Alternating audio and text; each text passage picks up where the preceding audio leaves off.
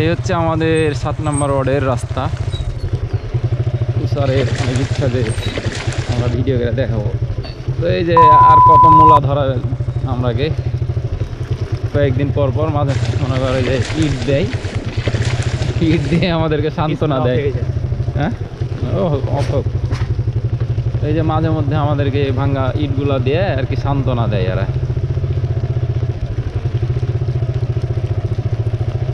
তো এটা এই ইটগুলা মনে হয় যে মোজাম্মেল আজকে দেখতে এসেছিল, ওই দিলে নাকি? হ্যাঁ, ঘাড়ের এখানে ধরে থাকলেও হবে। উপজেলা পৌরসভা এবং থানার নিকটবর্তী ওয়ার্ডে এই অবস্থা। বিগত 10 বছর ধরে এরকম হয়ে আছে, দেখার কেউ নাই। আর এই যে পাবজি লাভারেরা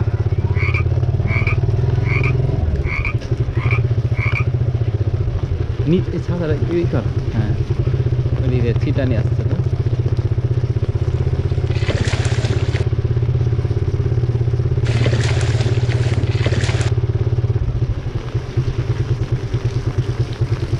এগুলো মানুষের হাঁটারই অনুপযুক্ত, সেখানে আমরা এখানে গাড়ি নিয়ে যাতায়াত করি।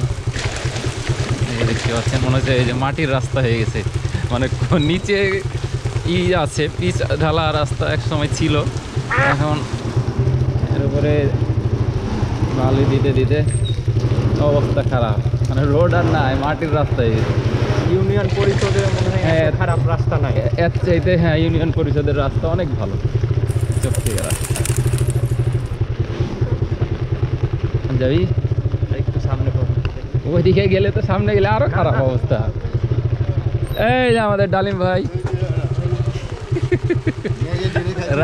রাস্তার ভিডিও করছি যে কি অবস্থা আমাদের এলাকার। আমাদের চাস্ত ভাই, জাতির ভাই। আর এগুলোতে তো রোডের কোনো অস্তিত্বই নাই, পুরাই বালুময় রাস্তা।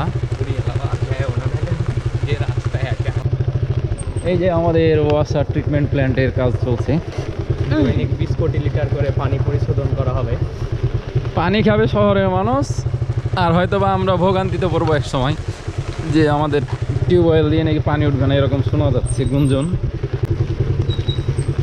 আমাদের পুকুরটা একটু নেই, আমাদের সেই দারোগার বিখ্যাত পুকুর, এখানে আমরা এক সময় ক্রিকেট খেলতাম। আর এটা হচ্ছে তুষারের বাড়ির সামনে।